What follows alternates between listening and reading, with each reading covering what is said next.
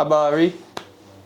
I'm here in Kampala, Uganda, East Africa, and today I'm joined by Prince, who's a creative director, photographer, and dancer.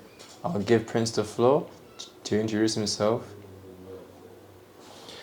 Hello, what's up everyone? My name is Prince Beguin and I'm a creative director. And everything else that he said, dancer, photographer, director, cook, lover, man of the people, anything you want me to be. Nice to meet you. What made you become an artist in East Africa? Art comes from my family. Growing up, always loved art. I've always been active in drawing, like from way back in primary. Like I was that kid. Everyone knew that this guy can draw. At least in most of the schools I was in, I was always among the artists of the school. And as I was doing that, I was also exploring my other talents. As I said earlier, I'm a creative director, so I'm a dancer, a photographer, sketch artist, very many things. I do very many things because growing up, I had the pleasure of growing up around creative people. The cooking comes from my family also. The photography comes from the culture at home. Watching movies was a thing.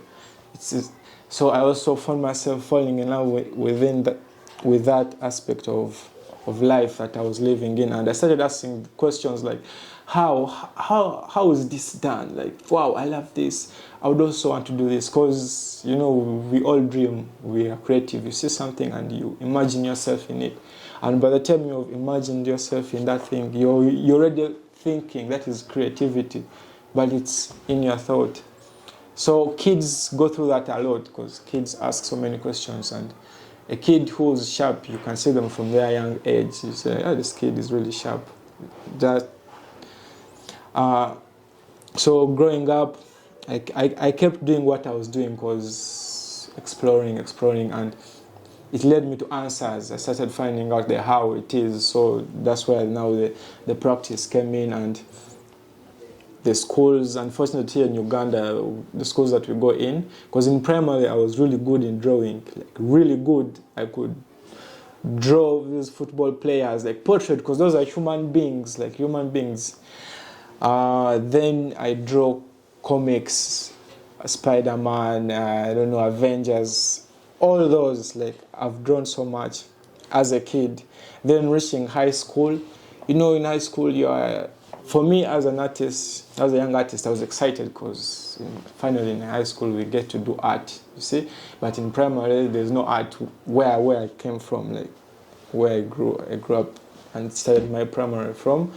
Art was a thing for only international schools, non-international schools. So these other schools, you have no art.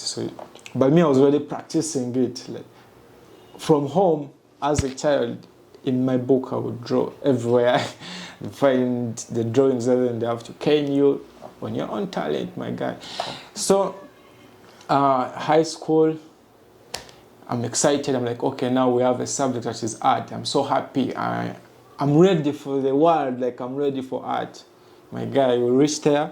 The first thing is they're making us draw pots. They're telling you to shed from light to darkness.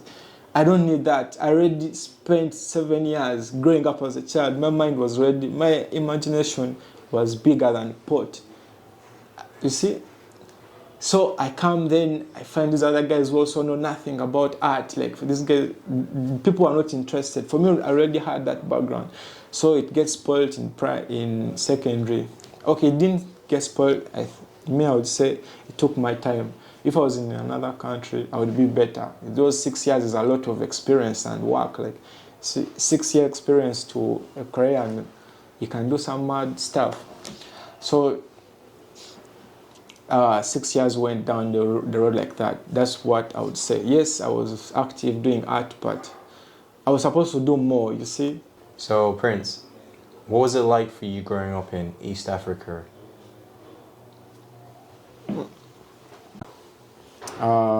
Okay, so that question, That question is a crazy one, but I'm going to answer it, and I hope it answers very many questions, because people have always asked me, where are you from? And very many people have made their own assumptions. It's crazy. Some people say I'm Arabic, some people say I'm Jamaican, some people say I'm Asian, crazy. Some people say I'm mixed. Anyways, yeah, the ones who say I'm mixed, I think they are right. Yeah, but I'm actually from very many cultures. Originally, my father was from Congo. That's why he met my mom. So my mom is mixed, Congolese and Belgian. So I'm mix. I don't know, like a quarter mix. I don't know, so much stuff. I was born in Congo, Bunya, yeah, 97.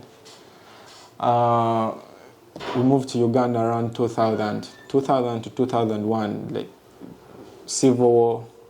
So during the period from 2000 to 2001, we were shifting. We did not come here in Uganda with my other relatives. So we were like the last people to arrive into safety for us. The civil war started around our area, like we were like in the deep zone area, because my father was a policeman and he was stationed somewhere there. So when the rebels came, rebels look for guns and they first go for people with power. They went to our home and got him, then they left us. Minutes later, people come to us and they're like, yo, you guys have to leave ASAP, otherwise they're coming back for you. So we just had to leave everything. It's crazy. A whole house, a whole life, everything. Like, I only remember it in flashbacks. And I hope one day I show it in a movie, because I know it will be a very interesting movie. Yeah. So we left Congo. It wasn't as easy as just getting a bus and you move, because even the flee is a journey. It's the hassle. Fleeing a war-torn place is not easy. Fleeing is also another task. Just escaping, it's not as easy as, okay, we're going to get into a bus, then we've reached Uganda. No, it was a war. You have to pass through barricades, roadblocks. You're passing through enemy territories. There's no sleep, gunshots. So it took us a while actually to move into Uganda, because my mom's family, the father, had already moved into Uganda. So they arrived there before us, like 1 year earlier. So for us, we were still trying to find a way for how to move into Uganda. So we finally moved into Uganda, and yeah, but we lost my dad. Never saw him ever since that day. Like, the rest were stories that we had growing up. They said he was chopped into pieces. It was so much. But then we moved into Uganda. I think I was like 4 years. Yeah, 4 years. Then Fort Portal, that's where we first stayed for a while. Yeah, then we moved to Kampala. Like for 13 years, so I have the Kampala people culture in me. I'm also a Muchiga, because 13 years is a lot of time, and I believe we are of many cultures. Yeah, very many cultures. I've spent most of my lifetime in Uganda, and for that reason, I believe I have the right to be called a Ugandan, because all I know is Uganda. There's nowhere else I can go except from this country. Like, everyone that I know, or who I know can take a bullet for me or do anything for me, is here in Uganda. And I love this country so much, and it has given me the opportunity to be who I am. Yeah, so I love the peace. Let's treasure peace, my people. Yeah. Then we met other relatives here, and yeah, it became sanctuary for us. So it has been a good place. Then we moved to Kampala recently. We had to sell off our land in Kawale because things weren't moving well. It's so much in the countryside, and we didn't know so much people. So we moved to Kampala in 2013, and it has been first life ever since. We got to integrate with the people, and yeah, I learned so fast, and I'm glad I met the right people along my way here in Kampala, the people in the same field with the same mindset as me, and we just caught up so fast, and we've been working, creating work, inspiring people, because at the end of the day, it's all about inspiring people. So Prince, you mentioned that you're in Congo, from Congo, and also raised in Uganda as well. I wanted to know, like, what's the difference between the Congolese art scene and the Ugandan art scene in East Africa? That's a very nice question. Yeah, takes me back to home again. I was recently home in 2017, and I've never left home. By the way, I've never left Congo because the culture has been around me every day. At home, we speak Lingala. My parents speak. We listen to it. We're not so much verbal, but then our parents speak it a lot. I don't know when they're trying to hide stuff from us, but they think we do not know. But hope one day you never see this. But we've been hearing everything. The thing is, Congolese people, as people, they are very expressive. Even it's so easy to spot a Congolese, when you're in somewhere. And you're like, that's a Congolese. Why? Because of the way how they express themselves. And expression is art. It comes from the color of the clothes that you wear, from the way how you present yourself. All that falls under art. And most people don't know that it's art, but they're just living it. It's this normal day life thing, but they don't know about it.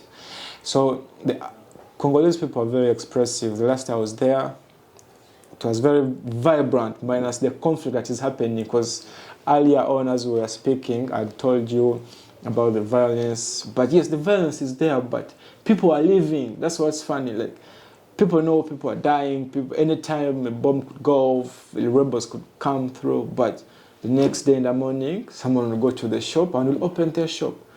Person will still drip hard, will still wear his clothes, will still wear his kitenge, and will look smart as possible. So I say the art scene in Congo is more of expression. The people, they themselves are the artists.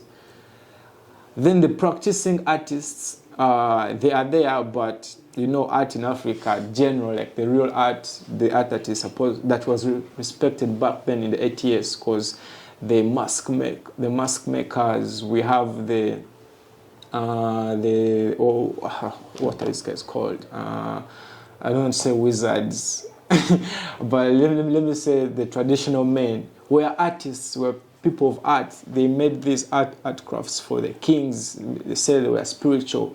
They were respected in society. Being able to create something was respectable back then in the 80s. But these days it's no longer, because people have focused on appreciating outside art.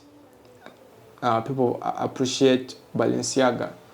It's an artwork by a white person. But here we have kitenge. For example, in Congo, people appreciate the kitenge so much. It's a fashion, and even here in Uganda, it has spread, and in Tanzania. So art in Congo is being practiced at a high level, but you have to see through the X-ray to understand that actually these guys are very artistic, but they do not see it from the question like you ask me, what is art? A normal Congolese just this question, they'll tell you drawing. It's the same question that a normal Ugandan will tell you, like, art is drawing, but they forget that art is everything. Everything. Because it is, as long as I can see what you're wearing or what you're doing, and the way how you present yourself, all that is art. But I always try to answer things in a broader way, so that I try to make things easy from the word go. Like, nothing is as simple as it looks like to all of us. We see things easy, but somewhere there's someone who takes more time into something, and they'll always know that thing more than you who just sees it. It's like every profession. Lawyers, for us, we just know it as they go and win cases, but it's deeper than that. Like, those guys have a whole culture. They have more directors, filmmakers. Like, we are more. Like, there's more to everything. So art in Congo is, I'm sorry I moved, but I know it's still under the same blanket. What I was trying to explain about art, Congo is very artistic because we have nature around us everywhere. So the art scene is there, very big, and the people are doing it, but they do not know what they're doing. Then the actual artists who are doing the real artwork, the challenges that they are finding is the people. They're failing to reach the people. How do you reach people who don't want to hear your explanations? Because art, you have to explain a lot, and sometimes it's as simple as going to a shop and you buy a piece of cake because you've already made up your mind. So if artists can find ways of presenting their works to people, I would say we should create more engaging work, like your work engages with the audience. Because yes, you'll always have the audience of people that will love your work from the get-go. You get like they've grown up in the art society. They don't need much more explanation than someone who does not know anything about art, but his entire life is art. But they don't know that because of the way how they've been brought up. They don't have that information. And in Uganda? Here in Uganda, so I was explaining to you like in a general, so I compared, and now I'm mixing it up. It's all the same. Art in Africa needs prayers because the white man removed that right from us. Like all of our history was in our art.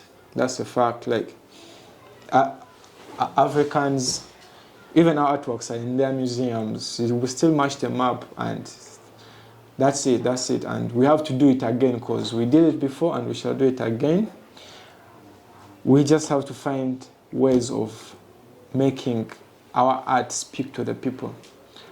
There's a day I saw an interview of Nina Simeone, and she was talking about art, like how can you be an artist and you live in a time and you fail to reflect the times? Like then there you are not an artist. Yes, you might be a commercial artist, but to really be an artist, you have to be deep because art is understanding the word creativity. You're a god. You have to understand creation, and to understand creation, it's time. You give it time. It's the practice. We ourselves are our own gods. They say we're made in the image of God. So we have that. We can create, and we create in different ways. Money has eluded us. So now we all work for labor because we have to do this. But very few people in this world break free from that matrix of work, and like it's all about money, and they really get to appreciate life for what it is. And once you appreciate it from that perspective, you see more. But still, life is absurd. So you still have to look for the money, and it's a lot. But art is there in Africa. It is very strong. African art is the same because it's one land.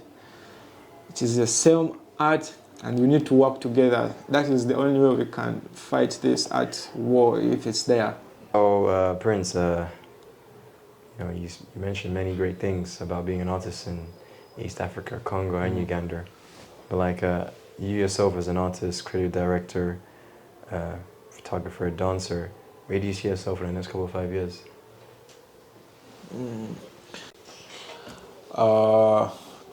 Well, in the next 5 years, I can't tell because I'm a person who doesn't believe in the future. I believe in the present because I don't know. Right now, I could have a heart attack and I die, and whatever I've achieved at this moment is my greatest potential. So I would say I will be grinding at my hardest in the next 5 years. That's all I could say if I'm still alive. And I would have grown much bigger. And let me just answer the question for the people who believe in the future. Yeah, because I also believe in the future. Not so much. But yeah, I believe in the future, and I don't want to kill the dreams of people who believe in the future. The future is bright. That's what they say. Sometimes you need glasses on. So I don't know how bright it's going to be for me. But I know I'm going to be with my friends and family, and more new friends that I would have met along the way. and very many projects. Oh my God, I can't even tell. Right now, I have a couple of projects, and I hope to have more projects.